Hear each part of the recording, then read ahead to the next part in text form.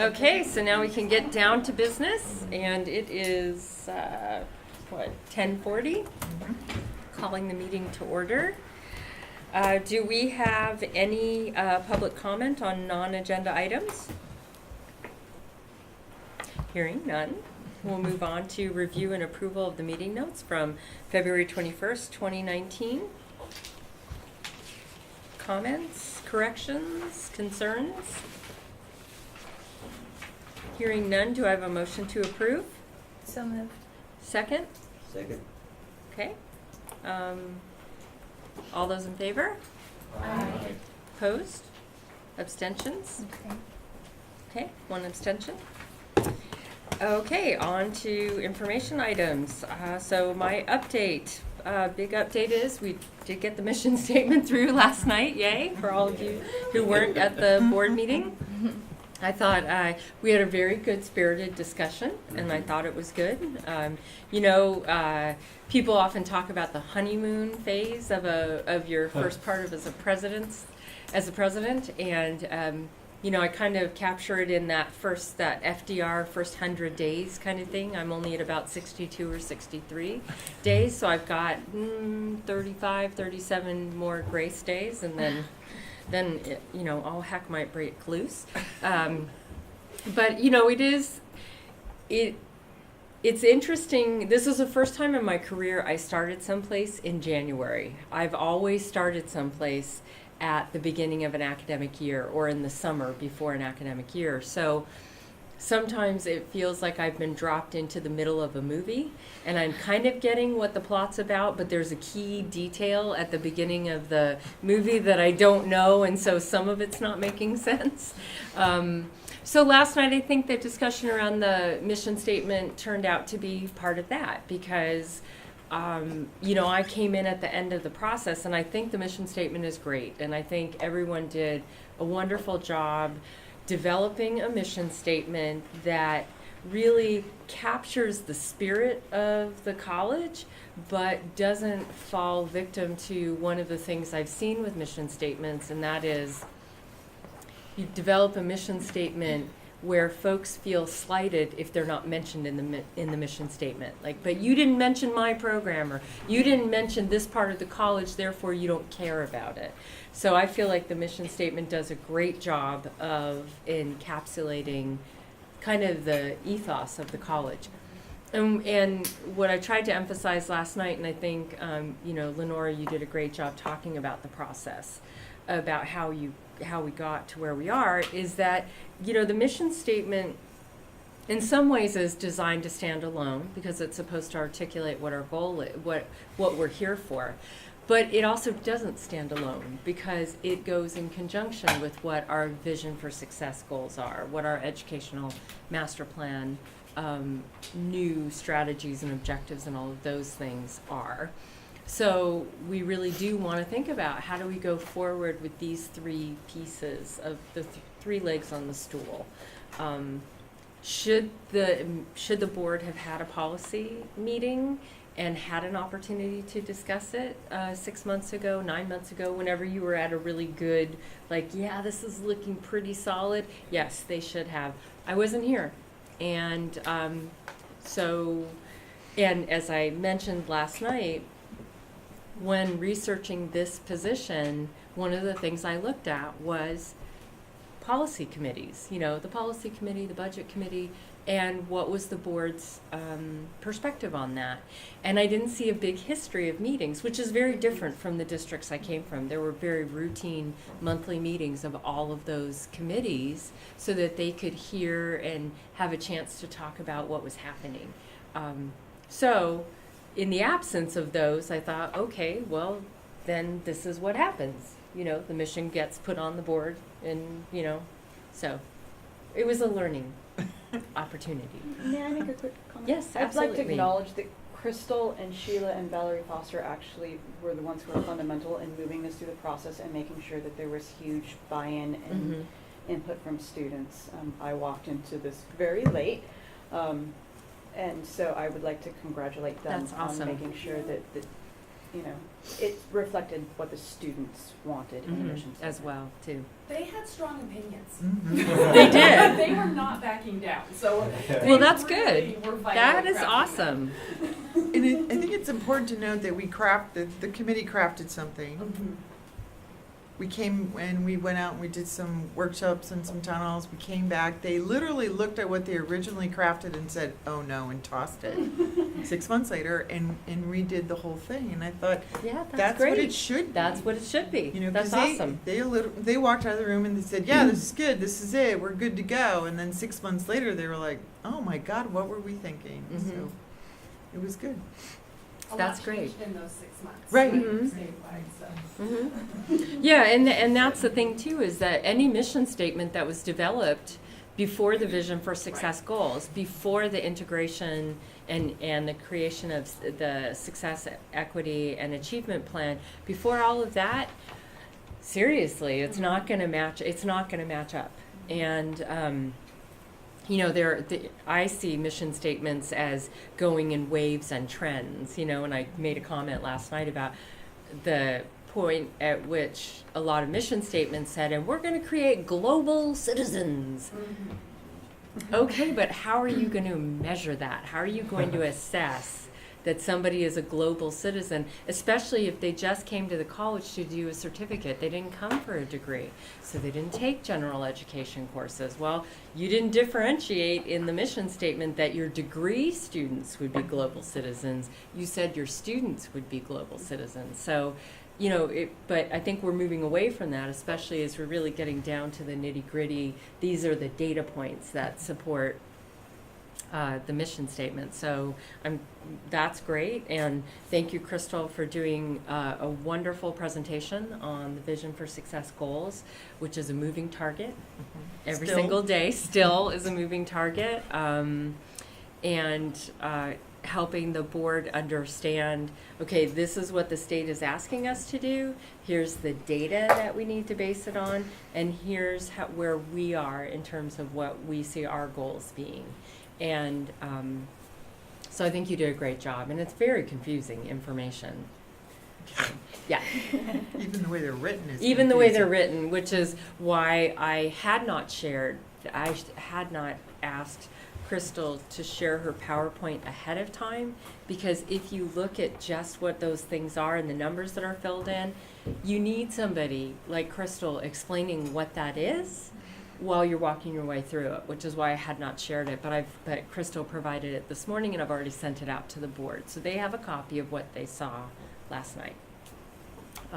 So yay, that's great. And every board meeting, especially in your first year, is a learning experience. And I thought overall it was good, and study sessions are good. Gives them a chance to ask questions. Mhm. So. And to that end, this coming Monday, we'll be having a finance and audit meeting, committee meeting, and the goal of that is to talk to the board committee about what's happening with finances across the state.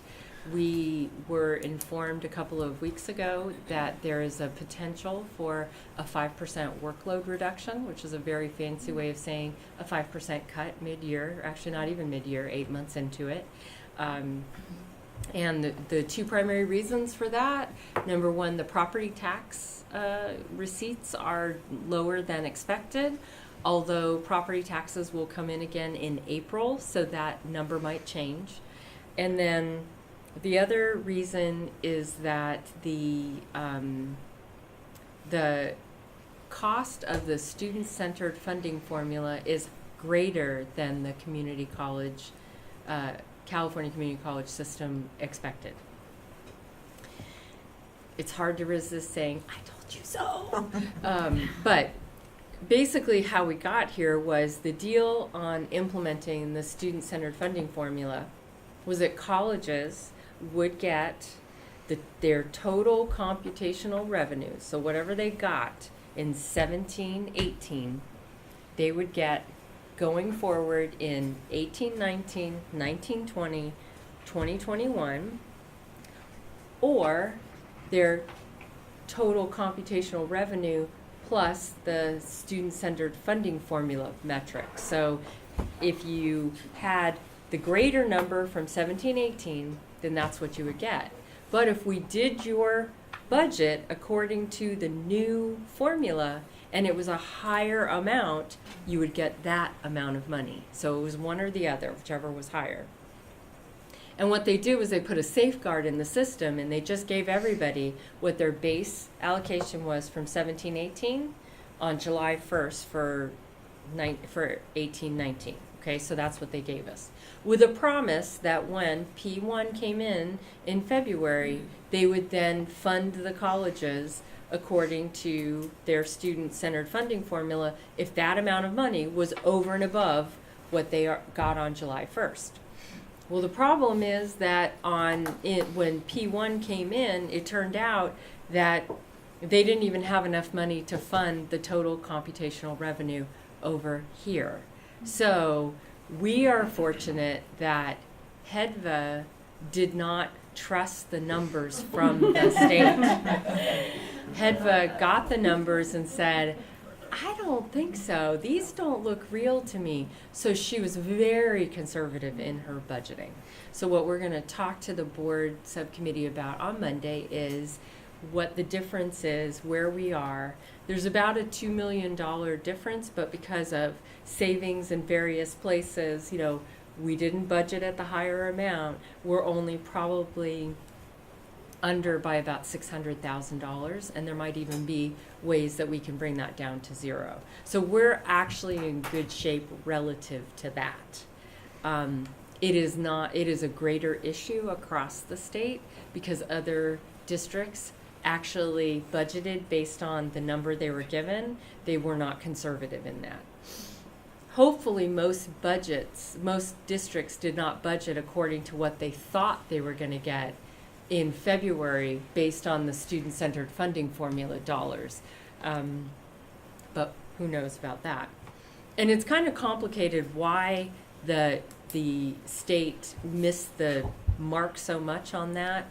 The easiest answer is that $17-18 to districts were based on what districts reported their numbers were in 16-17. There were a lot of districts in 16-17 who reported much higher FTES than they actually realized at the end. But because the hold harmless function was in there, it didn't impact them. But at some point, there's a delta between the amount of money that's collected for tuition or fees and what the state actually pays you for. And that's where the big delta is. And the LA district is probably the best example because what they reported in 16-17 was 107,992 FTES. But when 17-18 came along, the true number that they had was in 17-18 was 99,996. That's a huge delta that the state thought there would be all that FTES coming in on, but the reality is this is where they were in 17-18, but they were being paid based on 16-17. So that's why there's a disconnect. So then the question becomes, and this is where we're sort of up in the air, what is the legislature going to do about it? Because they're trying to sell the student-centered funding formula like, look, folks, if you do really well, look at all the money you can earn. Except the first year they're supposed to be telling us that they're going to cut our budgets by 5% in the 8th month. So that's where we are.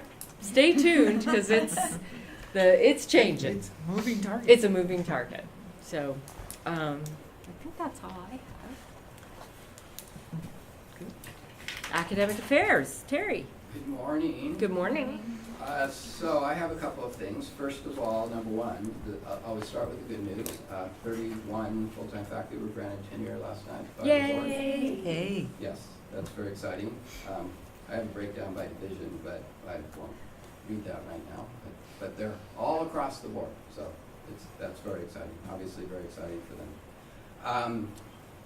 Now I'll talk about bad news. Enrollments. So spring enrollments are down, as I've said before. Just to give you an idea, at this point, spring 19 has 96 fewer sections than spring 18, 2,200 fewer enrollments than spring 18 and 353 less credit students. And so it's interesting to note, it's just 353 less students, but almost 2,200 enrollments. So students take more than one class. And so they're still, that number is still fluctuating a little bit because we have quite a few late start classes. The second 8 weeks haven't started. The enrollments in those second 8 weeks is actually pretty good, and so deans are still seeing if it's possible to add any additional sections to meet needs in some high demand areas. I'll just comment a little bit on, but some of what we're doing obviously directed at the student-centered funding formula, but also just because PCC cares for its students and wants to help them complete, we're looking at ways to better use technology to identify students that are just a little bit away from completion. And we actually have a list of about 16,000 students that are really close to completion. And so the idea will be now to look at the courses that those students need so that we can schedule those so that they can get what they need and get out. Not that we don't love them, but they're here for a purpose and we want to help them meet that. The other part of enrollment obviously is FTS generation. This is obviously different because it used to be just about FTS. Now it's not, although maybe it is with what Erica just said about the new student-centered funding formula. But from that standpoint, if we look at this year, fall 18 was 288 FTS down from the previous fall. That's a big hole. Winter, I was telling you all that winter was wonderful and the winter was bigger than the last winter, but winter ended up being 104 FTS less than winter 18. And not to throw anyone under the bus, Dr. Bell isn't here right now, but that actually is because of non-credit. Non-credit in winter of 18 generated 158 FTS. And in winter of 19, they only generated 22 FTES. And so we have to start looking at our non-credit and figure out what we need to do differently to increase the numbers that are coming from there. Spring, based on what I said, the estimate at this point is it's down about 220 FTS. So the bottom line is for us to make base, we need an additional 1,565 FTES than what we have generated so far. Where will that come from? Spring obviously is still in process. We have no numbers yet for non-credit for spring. Also the positive attendance for credit is not in there, although I'm giving an estimate to that. You know, I'm estimating based on enrollments what that is. We are currently, I got a report from Crystal and Jacqueline looked it over to eliminate canceled classes of courses that positive attendance hours have not yet been input, and so there are courses actually going back to summer and fall and winter that are missing their positive attendance hours, so deans are reaching out to faculty to get those numbers in. I don't have an estimate of what that will look like. So Terry, how much, so did we borrow like 1,200 from last year? Is that what it was? Last summer, we borrowed 442. 442, okay. And last summer, as a whole, generated 2117. And so Okay. it was about a quarter of summer. So when you say that we need 1,565 FTES, that means that includes what we're going to generate in summer. So Okay. the source of those 1,565 Yeah. is missing positive attendance hours from terms that are done. Right. Positive attendance hours that have not yet been input for spring, which includes both non-credit and credit positive attendance. Additional late start classes that we can still do. Yeah. But the bulk of that, probably around 1,000 of that, is going to have to come from summer. Okay, great, thank My you. concern, obviously, and so part of the conversation we'll have to have is, do we want to pull half of summer this way, because that would actually put us in a pretty good hole starting next year. Right. And I'm not sure we want to do that. We got 1675 from last summer into this year, And if we decrease that to 1,000 and continue to see the dip in enrollments that we're seeing, we won't make base. Yeah. And so.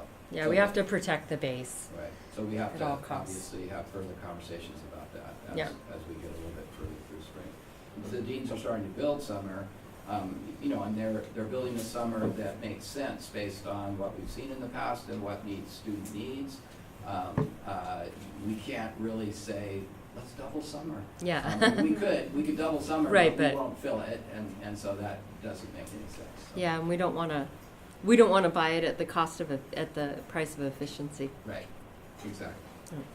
So, now the last bit of bad news, we've all been talking about the wonderful hiring, faculty hiring process that we've been going through, and I've been, you know, you probably all could tell me how many full-time faculty we're hiring. And so that number was 57, what we went out to. Based on a number of factors, that number's coming down probably to 45.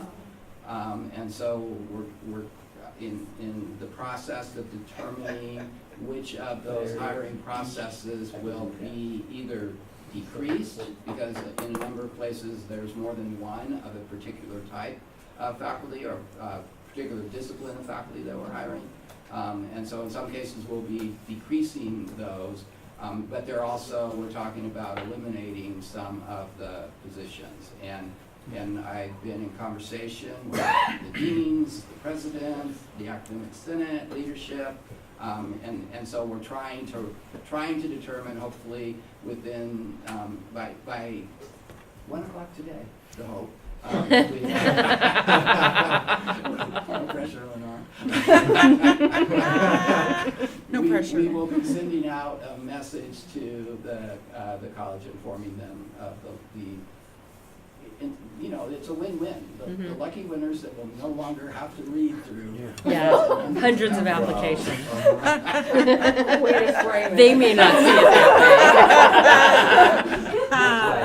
that Points for effort.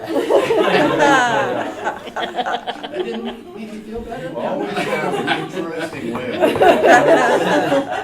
Well, what I will say though, even 45 is a very large number Yeah. of faculty. And Yeah, it so it still is a great opportunity for us to bring in a lot of new people. It's just not as great as it. Have any of those committees actually, I know Yes, that. there are committees at every part of the process. There are some third levels that are scheduled, there are second levels, there are some that are just starting. So it's across the board. So obviously the ones that are just starting are the ones that are gonna get impacted. No, no. Well, I mean, That- third level, how are you gonna stop at third level? Just go, okay, forget it, we're not gonna hire anybody here. That would be how. Really? Well, it has to be based Well, on. because that's not fair to say that the way that we're gonna do this is based on who hasn't done anything yet, or. We didn't know it was a race. Okay.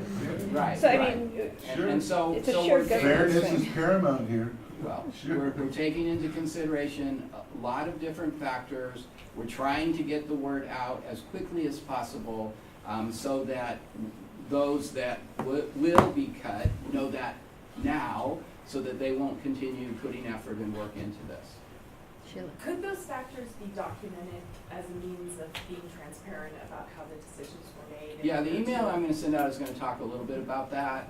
There's been a lot. I have a thick folder of all the stuff that we've been doing, and I have no problem, you know, more or less, writing some sort of report that I could, you know, present at the next, college council meeting, so that it's in the record and people Mhm. understand what we Absolutely. did That would be helpful.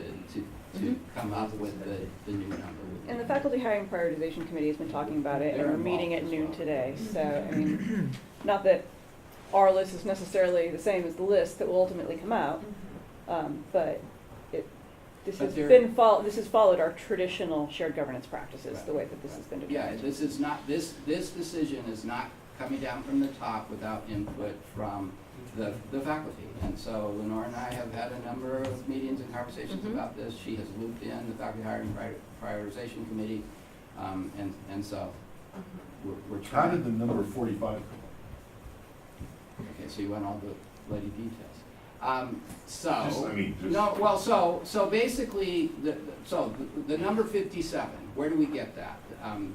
The first factor is our faculty obligation number. Mhm. And our faculty obligation number, fall 18 to fall 19, went from 427.4 to 448.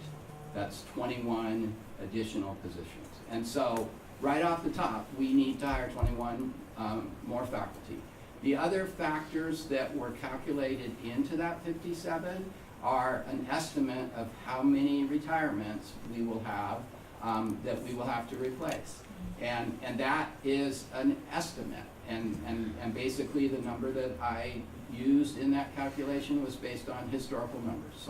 So how many faculty tends to retire each academic year.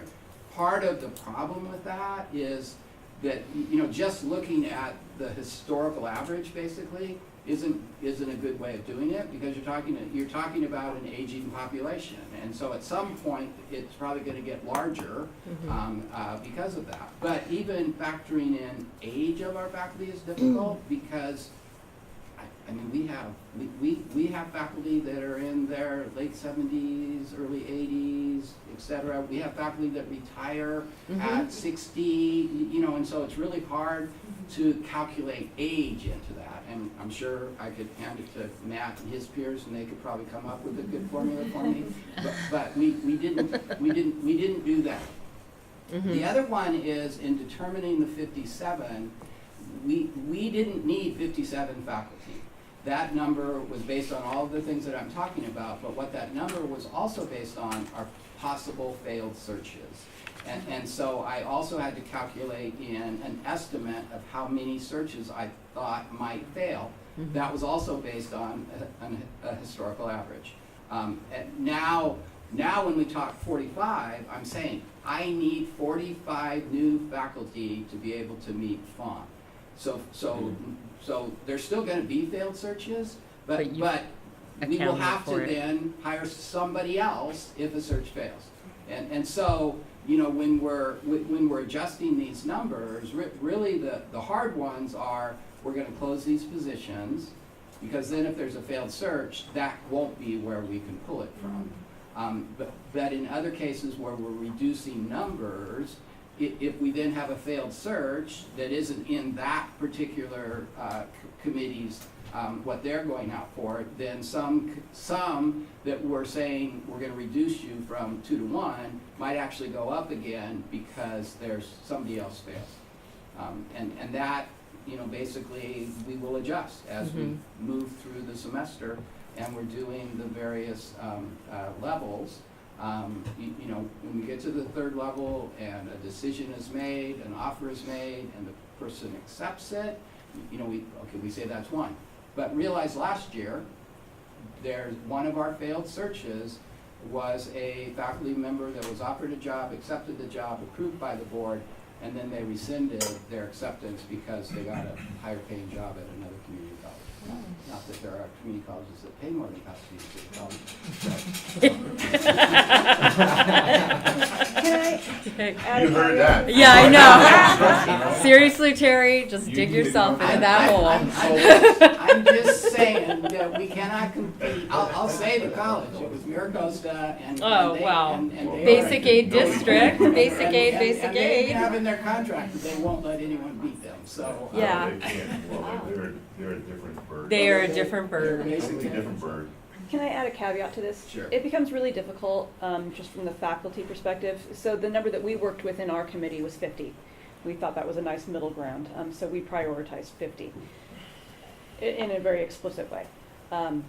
But part of the problem here is the lateness of the time by which we, and I understand there's a state issue involved with this as well, that April 23rd deadline, but it would be great if we could come up with a mechanism by which we encouraged people to submit their their retirement letters earlier in the year, so that as we're prioritizing, we have a very clear sense of the number that we're actually going to be dealing with in terms of prioritization. When it's so late, April 23rd, hiring committees are done for the most part in a lot of those instances. And so making these last minute pulls, because we're not getting as many retirement letters as we expected, is just inefficient, and it creates these very difficult situations at the end. I would love to see that moved up, at least informally. Well, I in think some way. it's a cultural thing, because I can tell you at Santa Barbara City College, if a faculty member is going to retire and they want that faculty member to be replaced in their department, the faculty member must declare by October 1st. And then, and if a faculty member declares after October 1st, especially once the prioritization process has begun, the department is just out of luck. And so, you know, the date, the April 23rd date is 45 days prior to graduation. So that's not a date that's set by the college, that's ed code. But there is a lot of peer pressure, and I'll tell you, I had a couple of instances where faculty declared like in December, and they took a lot of flack from their colleagues, because their colleagues then went an entire year without a full-time replacement because they didn't declare on October 1st. Now, I'm not saying that that's absolutely what we should do, but I hear you, and what we need to think about is internally, what do we want that to look like? Because that's really where we need to address the issue of how do we plan appropriately. The other thing I would add to that is that I totally understand that process, and obviously that has to be, you know, kind of the culture of the Yeah. college. There probably are people right now considering retiring at the end of this year, but they have not yet made that final Right, decision. right. And so, you know, they they don't, from their vantage point, they don't have to have it in by April 23rd. Mm-hmm. Right, exactly. Because April 23rd isn't even really a thing. No. You know, it's a thing Right. because of our calendar. It's but an ed code thing. It's an ed code not- thing. It is, you know, from the standpoint of you are starting to think about retirement, April 23rd isn't a date you think about. Yeah. It's like, well, what's the appropriate amount of notification I need to give to my Right. faculty peers? When do I need to let my dean know? When do I I need think to let really the HR only thing know? they care about is when they need to let STRS. That's right. What, I mean, because Yeah. if you're retiring, it's like you're retiring. You're retired. Yeah. As usual, I'm going to gently push back on that. I think retiring faculty are deeply invested in the welfare of the division Oh, that that's they're nice. leaving. That's nice, you think that. I'm glad. There are for a number of retirees who Okay. genuinely are and help write these rationales in preparation for this. And if we started to cultivate that culture, it would lead to a better process, a more efficient process, a more reliable process. Well, it hasn't been that big of an issue until this year, right? I don't remember this ever being an issue prior to this year.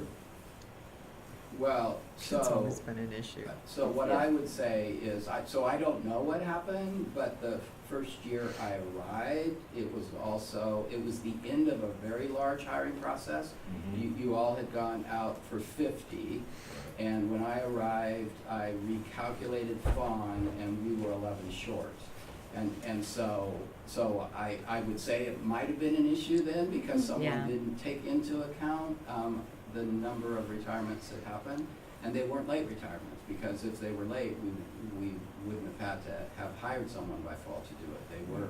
They were before April Mhm. 23rd. So I don't know why we're that, I mean, 11's, even with 50 is a huge number, but 11 is still a pretty big part of 50, to be off by that much. And so, you know, if PCC was off by 1 or 2, I would get that, but so I don't know if it was a factor if it was a similar factor. But that's going the other way, though. No. It's not going the way, Right, coming back and saying, right, oh, sorry, right, we're not hiring right. people. Right. It's This is consistently. a huge, big impact. This is an issue that we've talked about for years in the Faculty Hiring Prioritization Committee. Part of our reasoning process is the retirees. Who do you have retiring? Who did you have retiring after that April 23rd deadline for Title V or for Ed Code? So this is a consistent discussion in that committee. It has been for years. So Okay. I'll end my report at that point. Okay, but all will be Wow. revealed later today, it sounds like. Right. Okay. Actually, I'll just say one other thing, and I don't have the numbers, but Crystal did a great presentation. I thoroughly enjoyed that. I just want to say in regard to the goal for ADTs, we were, Cynthia and I were kind of plugging away at numbers, and I shared that with Crystal at the end of the meeting. And and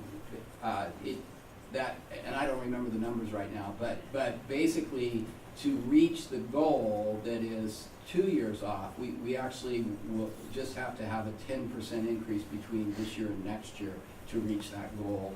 That's not till the year after. So we'll have no problem meeting our Awesome. ADT goal. And we probably could even make it larger, but That's what we did. What we That's did. the word, recalibrate. That's right. But just to be sure, so that 45 is a hard number. No, no. There's no hard number. that's the problem. That 45, that Reduce from 57 to 45, 45. that 45 will change depending on how many retirement letters come in before April 23rd. And if there are any failed searches. And if- So it could go Well, up. yeah. The 45 doesn't matter. Matter on the failed searches, Failed right. searches will just shift where those 45 come Mhm. from. But Meridian's gone, so we should have some big failed searches. Right? Jeez. I was thinking it.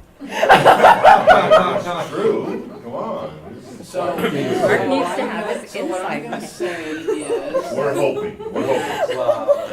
there, Keeping our fingers That's I'm gonna, hilarious. I'm No gonna pressure. say that of all the faculty that were offered a job last year, only one turned it down, and she's the one I mentioned before. She actually accepted it, and then when she got a job at Maricosta, she turned it down. And so I don't think Dr. Burdian had any impact on that. I'm betting the fact that she made probably around $20,000 more. At But he did Maricosta. have an impact on a lot of failed searches. Well, we had to talk a lot of people off the cliff. Yeah. And deal with a But lot he of didn't- trauma. But I'm saying, I mean, if he rejects everybody that applied, and that's not a failed search? Do I not know what the definition of a failed search is? If he said, no, natural sciences, we don't want any of these 27,000 people you sent us. natural isn't science that did a- not have a failed search. The chemistry was the only natural science failed search. They went out for a biology and they got a biologist. I think it was 2 years ago. Was it 2 years ago? Yeah.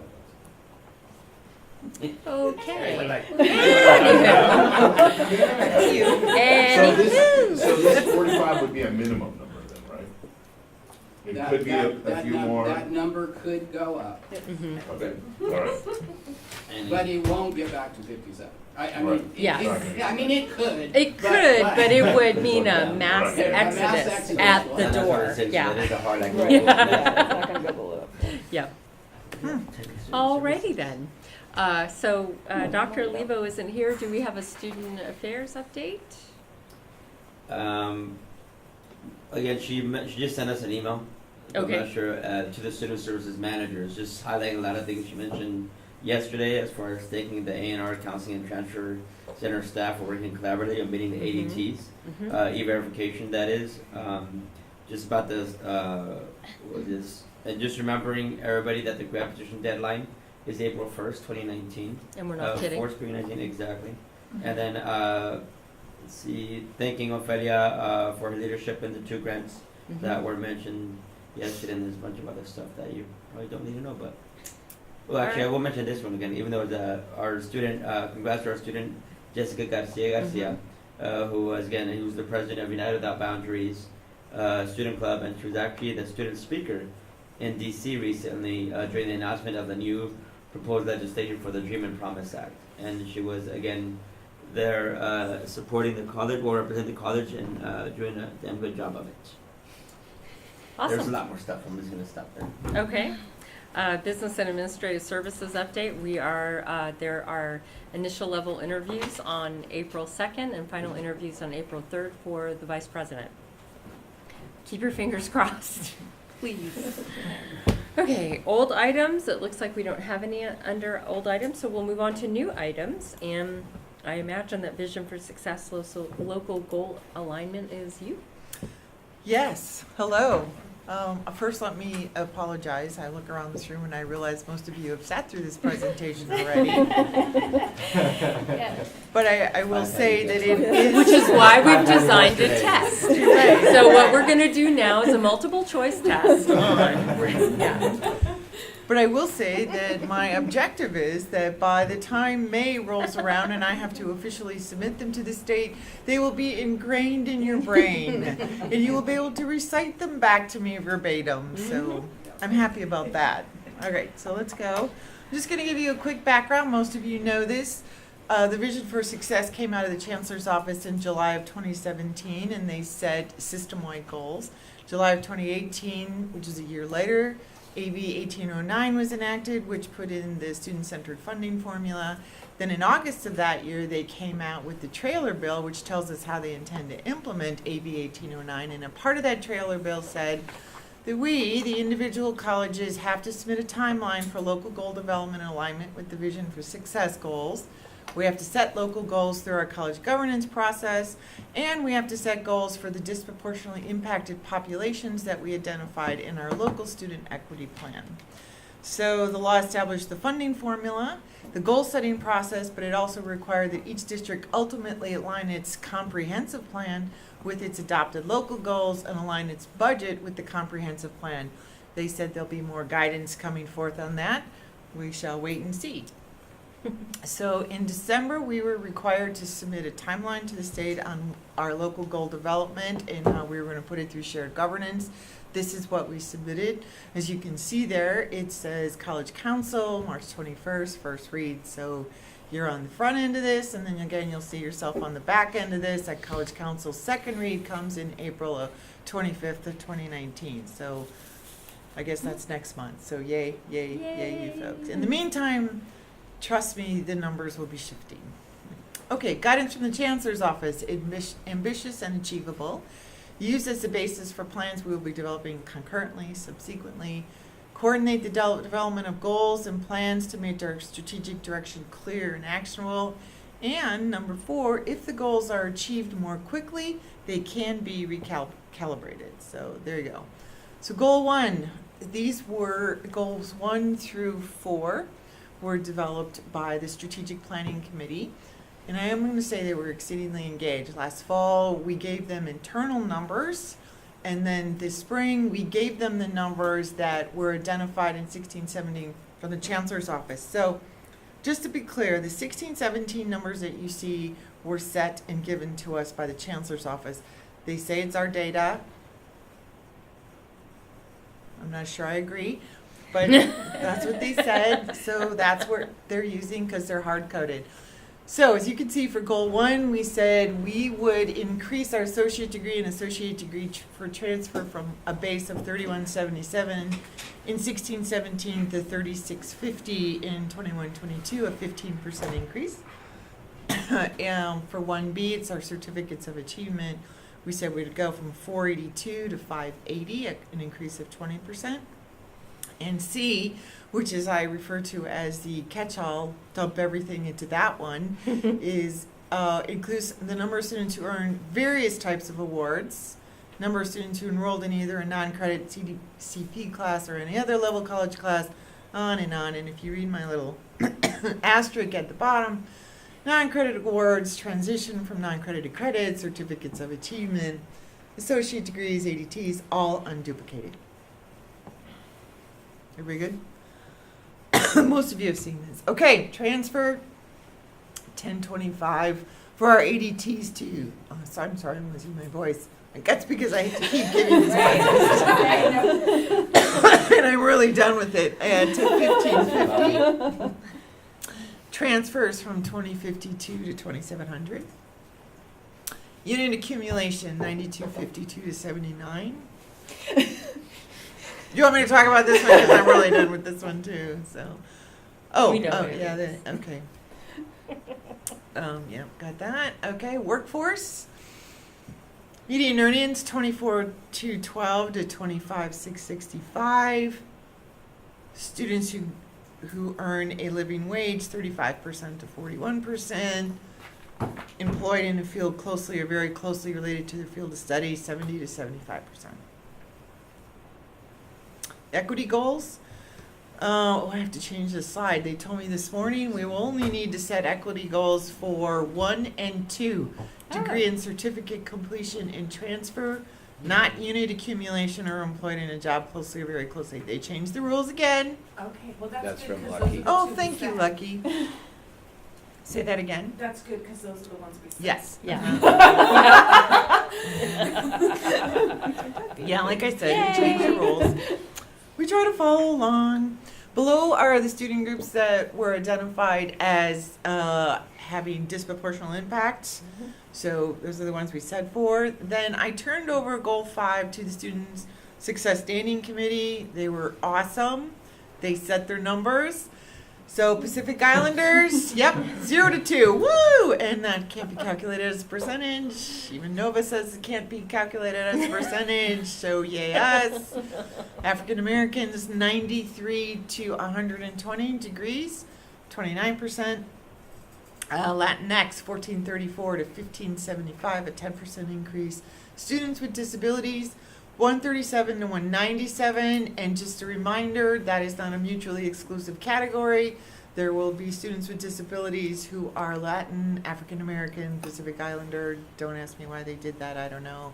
Pacific Islanders, there they are. They're going to go from 0 to 1 in approved CCC certificates of achievement. They said it, we're good.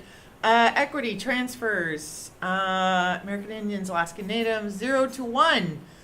Will transfer to UC-CSUs, African Americans from 50 to 70, Latinx 748 to 1010, and students with disabilities 78 to 117.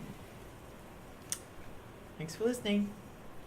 Any questions, comments, concerns? I have a question. Sure. Will various like support groups on campus, like UGMA and Puente and etc., be briefed on this? I mean, just so that they're aware when they're meeting with students and designing their programs? I'm on a full roadshow with this puppy. Okay. Okay. Like I said, by May, you will all know these. Okay. But I also found out this morning that the baseline equity numbers they gave me were probably incorrect. They will be updating those for me tomorrow, so we will be revisiting those. No, you cannot make I this can't up. make this up. You can just use the percentages and recalculate. Okay. So the Student Success Committee had a conversation about how some of the smaller groups, like the Pacific Islander, because we have employee groups that are aligned with that area, that they could do kind of really targeted reach out and support for students, and then some of the larger groups like our Latinx students, we really need a lot of the work of guided pathways, right, in order to accomplish closing those equity gaps. So we'll have different kind of targeted approaches depending on the size of the student population. Got it. Thank you. Anything else? Excellent. Okay, great. Nice job. Thank you. You will all see this again. Cannot wait. Cannot I wait. know you're excited about it. Okay. Okay. Yes. Yes. I'd come by and visit you because I have some data on transfer numbers that look a little different. Oh, I have different numbers too. I am so with you. I'd love to put our stuff. Our collective heads together and figure Yeah, out why the figure out state what can't it- get them right. Yeah, I would like to know that too. I think the reason the state can't get it right is garbage in, garbage out. Yeah. So yeah, we can talk. All right. Final prioritized resource allocation requests. List. So this is the list from the March 3rd budget retreat. Okay. You were given a full copy of it, all in its splendid glory. If you notice, there were 2 tabs. David did the first tab, which showed you how the 9 groups scored every item. The second tab, he did a calculated mean, and then he ranked them. So this is the list that this group would then recommend to the president that she use if and when we don't have to deal with a 5% workload reduction and money Gotcha. becomes available. We will also use this list when we are out looking for other funds. When Foundation is looking, they will look to this list as well to see what they can raise money for. Mm-hmm. Okay. And I'm sure you read all 218 some odd items. Totally. Okay, that's what I was gonna ask. These 3 items that we're seeing here, You just didn't want to include the rest of the. Okay, so this is just like a little Just- preview. No, Yeah, my- yeah. my- Yeah, Okay. Yeah, you've got the full list. Yeah, It's in the just not- email, okay. Yes, Yeah, yes, we this were sucker not was- gonna they just print didn't it. want No. They just didn't want to print it, okay. That is not a good use of paper. If Yeah. you printed the whole Oh, well, packet that was sent you, it was 92 pages. No, I mean, I sat through that budget retreat. Yeah. Yeah, yeah. Yeah, so if That's you why were- I was like. If you were just doing it blindly and you just, hit print, you Yeah. used a lot of paper. And I just How wanna. did you feel about that, Dr. Junie? What? He does it all the Without time. paper? I did print it, but I adjusted it so it actually took fewer pages. Gotcha. Because not every column is a necessary column when you're printing it for various purposes. In- Fun with Excel. Probably, but you'll have to have that person have. And I will say that at the budget retreat, people were very engaged in this. I thought everybody, all of the groups did an excellent job going through the items and really thinking it through. Okay, anything else about that? All right, last but not What- least. They need to recommend it to you. Oh, I'm sorry. So you need to take a vote. I need to take a vote. Do I have a motion to make this a recommendation to me? Mm, Really? yeah. Don't like it? On the What's the presentation. recommendation, what do you recommend? There. You recommend that she use this list as the prioritized resource request list, that if money becomes available, that she will use this. So moved. Do I have a second? Come Second. on, Okay. man, help us out. Can I ask a question now that we're in discussion phase? Did the new curriculum management system make it in here? Yes, I thought it was number 2 on the list there. Because I'm not seeing. Number I 2 is could on be your wrong. thingy. Yeah, number 2 I is. don't know if it's on there. Number 2 is hiring a veterans But coordinator. we have funds from last year for that, so we're actually about to order that. Okay, good. Oh, so it's perfect. already covered. Wonderful, Yeah. thanks, Awesome. great. Well, that was one of the things, there were some items that we left them on the list for prioritization, even though we'd already identified most of the money. And I think now we've identified all the money for that. Yeah, so Mhm. we are about to order a new curriculum management system, an online catalog, and scheduling software. You're going with the full package? We're going for the full package. That Wonderful. was presented to a number of people that are in this room as well as others. And so really where we're at on that right now is Candace is having conversations with them to figure out all the technical aspects that we need to know. It will, there will be announcements about it that need to go out because changing curriculum management systems is not a trivial task. Because we'll have to basically transfer everything in WebCMS over to the new system. We'll have to work out the bugs in the new system before we shut WebCMS off. And so that will take a while. So when do you anticipate the announcement to come out? My question is related to a CNI roadshow that's going on right now about a change in how that process goes. And this new curriculum software system would solve a lot of the concerns about notifying faculty when there's a course or program modification proposal. But I would imagine that it's going to take a year to shift over. Okay, that works. Because it's not, I mean, part of it is, well, a big part of it is transferring what's in WebCMS over into the new system and then auditing for accuracy. Mhm. Because Yeah, you whenever gotta that test. happens, there are errors that are made. And so we need to do this the right way to not, doing the new system because we rushed. Right. So I'll be working with Stephanie Fleming, who's obviously in direct contact with the vendor, and then ITS basically, so that we can get a better idea of what that will entail. We'll then also have to figure out, who's doing what, so what do we get for what we're paying and how much of that transfer they'll do versus how much we might have to do, and then we'll have to figure out how that will work. To also not put too much of a burden on the curriculum office, because Liz already has a ton of stuff to do without having to worry about transferring over into a new system. So there obviously there will be more communication, and as soon as I have some more details, and obviously I'll be communicating a lot with Academic Senate, because as soon as we know for sure when this is going to happen, we need to let faculty know. Okay, perfect, thank you. Okay, so there's a motion on the table to accept the recommended list. Full list was sent by email. This is just the top 3. And if there's no more discussion, all those in favor? I, Opposed? Abstentions? Awesome. Pass. All right. Last but not least, AP 5020. Yes, this is just a legal update. We were given notification of this new category for non-resident tuition waiver. Gotcha. This is the special immigration visa holders and refugee students. This was not optional. The state of California told us this is the way it's going to be, so we added it to this administrative procedure. We just wanted to let you know. Please tell your groups, the students, that special immigration visa holders and refugee students are getting waived non-resident tuition. They get non-resident tuition fee exemptions. So they pay the in-state tuition fees. And they even call them out down below: Iraqi citizens, Afghan and Iraqi translators, Afghan nationals. So the council accepts this? And They don't have to do anything on this Okay. one. Does, This is okay, just an information only. item. Okay. Yes. Well, So they know. So if they ask, or you have a student that asks, or you hear some student out there, you can say, yes, I heard about this. yes. I'm in the know. I know.